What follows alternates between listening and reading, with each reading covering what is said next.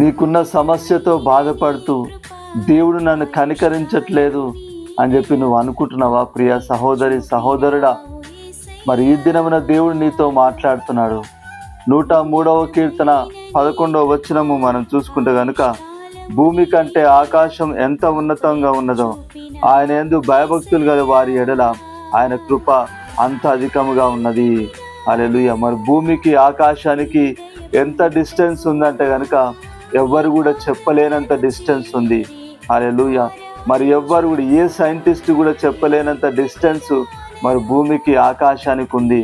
హల్లెలూయా. మరి భూమి కంటే ఆకాశము మరి ఎంత డిస్టెన్స్ ఉందో, ఎంత మరి ఉన్నతంగా ఉందో. హల్లెలూయా. మరి నీ ఎడల దేవుని కృప కూడా అంత ఉన్నతంగా ఉంది. కాబట్టి ప్రియ సహోదరి సహోదరుడా, నువ్వు దిగులు పడకు.